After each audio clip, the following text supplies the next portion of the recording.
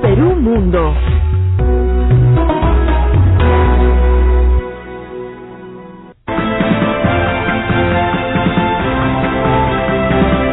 Muy bien, ahora vamos con parte de la gira por Latinoamérica del presidente ruso Vladimir Putin, que llegó a Brasil para reunirse con Dilma Rousseff y ultimar detalles para la cumbre de los BRICS. Tiempo de viaje para Vladimir Putin, tras haber empezado una histórica gira latinoamericana en Cuba, luego en Argentina, donde suscribió importantes acuerdos en los ámbitos de la energía y la industria, con ambos líderes, Raúl Castro y Cristina Fernández respectivamente. El presidente ruso llegó a Brasil, su última escala en la región. Su visita al gigante de Sudamérica comenzó en la ciudad de Río de Janeiro, a donde el líder del Kremlin fue invitado por la mandataria de Brasil, Dilma Rousseff, y el presidente de la FIFA, Joseph Blatter, para asistir a la final del Mundial de Fútbol. Un tema de su especial interés, ya que Rusia tiene a su cargo la organización del próximo torneo en el 2018.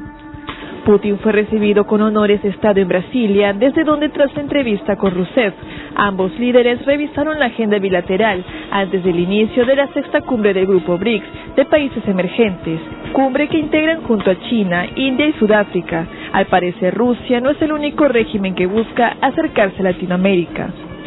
Esta visita no es mera casualidad. Rusia busca fortalecer su presencia en Brasil en materia de defensa, para lo cual desea concretar algunos negocios en el contexto del programa de modernización de las Fuerzas Armadas, diseñado por el gobierno de la sucesora de Lula da Silva.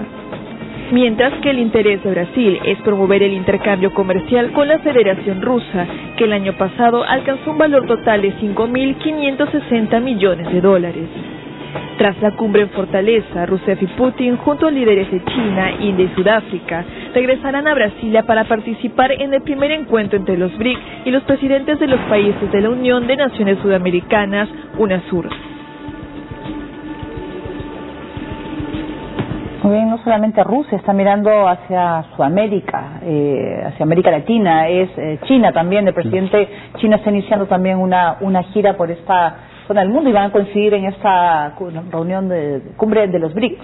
Sí, pero la diferencia es que las visitas de presidentes rusos, como en esta ocasión, son fenómenos más políticos que de interés económico, ¿no?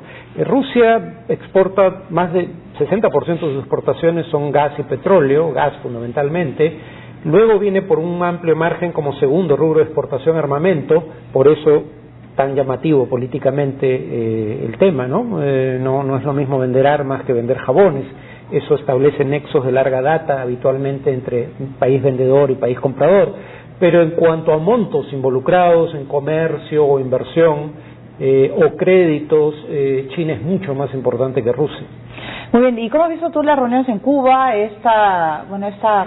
Dicen pues que Cuba y Rusia reeditan su romance, ¿no? Porque un romance de varias décadas. Bueno, lo que pasa es que cuando Rusia era la Unión Soviética o el eje gravitacional de lo que solía ser la Unión Soviética, Rusia entregaba una cantidad que nadie calculó con certeza. Algunos dicen que llegaba a ser hasta $3.000 millones anuales, más o menos lo que entrega Estados Unidos e Israel por año,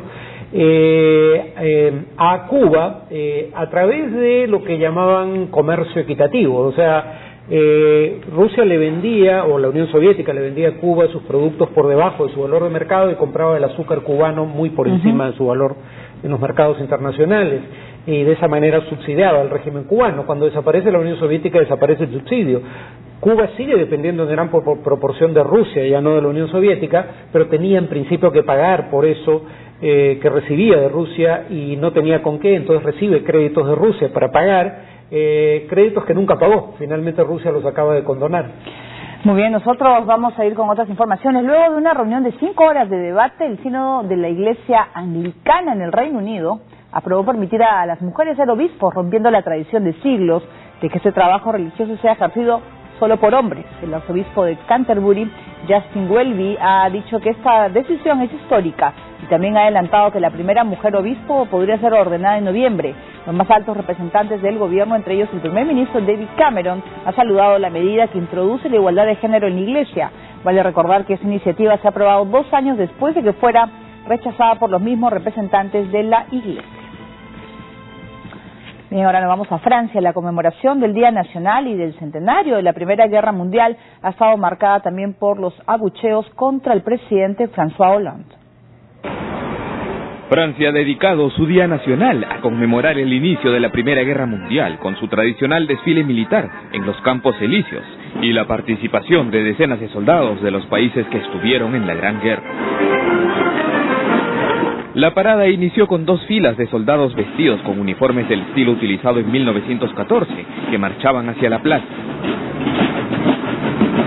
Además, el equipo acrobático aéreo, siempre preferido por el público parisino, voló dejando a su paso el humo de los colores de la bandera francesa, rojo, blanco y azul.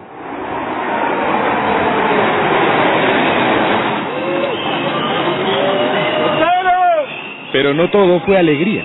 Durante su paso a bordo de un vehículo militar, el presidente François Hollande fue abucheado por un grupo de personas descontento con la gestión y las políticas del jefe de Estado francés.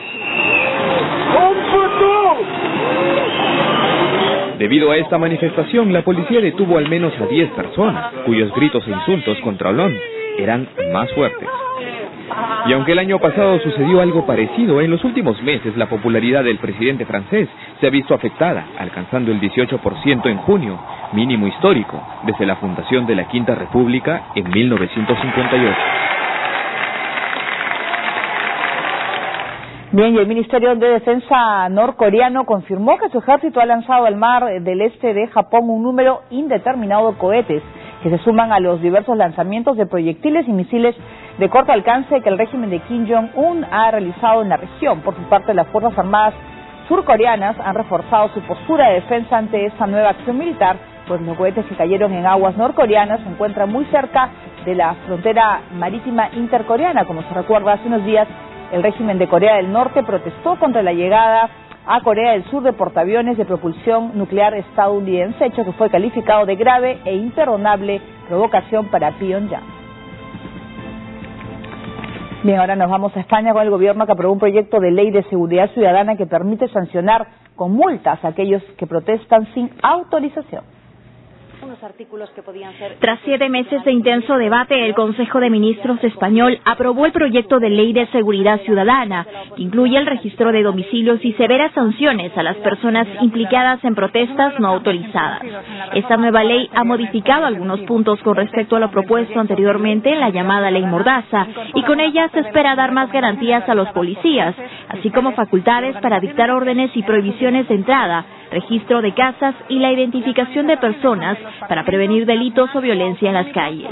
Según portavoces del gobierno, esta nueva ley es profundamente garantista y contempla como nueva infracción las perturbaciones en manifestaciones lícitas, así como sanciones graves en caso de protestas no informadas frente al Congreso, Senado u otras entidades autónomas.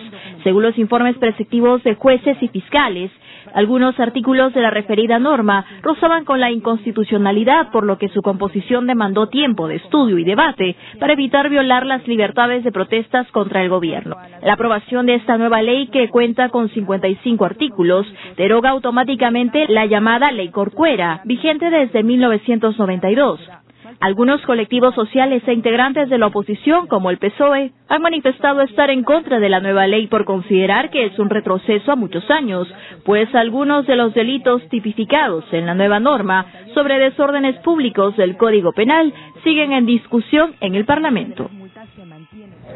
Bien, y nos vamos a Italia. Los operadores encargados del Costa Concordia han reflotado con éxito la nave que será remolcada hasta Génova. Veamos. Luego de 2 años de haber sido el lugar en el que murieron 32 personas a consecuencia de un naufragio, el Costa Concordia vuelve a flotar en las aguas del mar Mediterráneo frente a la costa italiana de Giglio. Son contadas las horas. El primero de los 7 días que durarán las operaciones de rescate empezó desde muy temprano.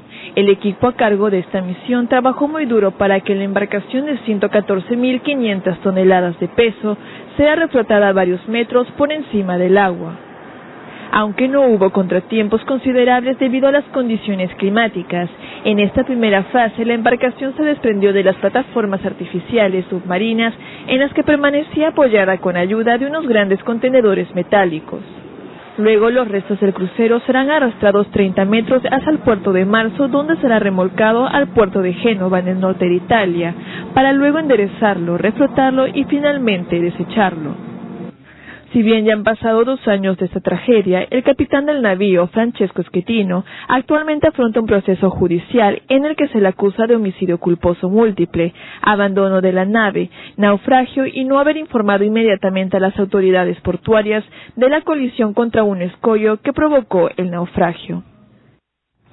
Bien, y los veraneantes de una playa en la Siberia rusa han sido sorprendidos por un inusual fenómeno que vemos en este video. Se trata de una tormenta de granizo que barrió la zona luego de que la temperatura cayera fuertemente de 40 a 22 grados centígrados.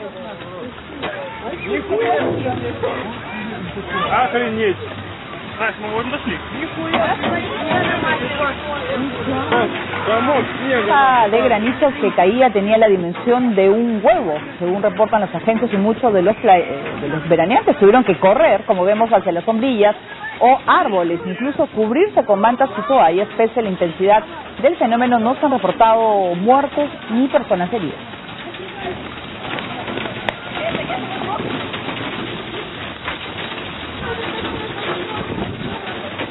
Bien, y este último fin de semana se cumplieron 60 años de la muerte de la gran Frida Kahlo. Veamos. Talentosa, indomable, temperamental y apasionada, Magdalena del Carmen Frida Kahlo Calderón, o mejor dicho Frida Kahlo, fue difícil de definir, así como lo surrealista de su arte. Hoy, a 60 años de su repentina partida, el recuerdo de la artista mexicana más célebre de ese país sigue más vivo que nunca. Hablar de México y el arte latinoamericano es hablar de ella, tantas veces Frida. Fue hija de un judío germano húngaro que emigró a México en 1891. Las biografías que existen acerca de ella resaltan que desde muy pequeña pasaba su tiempo libre pintando paisajes con acuarela, quizás sin presagiar que se convertiría en toda una leyenda. Su vida fue tan trágica como famosa. A los 6 años, la poliomielitis le dejó secuelas en la pierna derecha, defecto que disimulaba con la singular vestimenta de sus antepasados indígenas, y en 3 décadas fue sometida a más de 30 dolorosas operaciones como consecuencia de un accidente de tránsito. No obstante, ese capítulo difícil en su vida no la detuvo.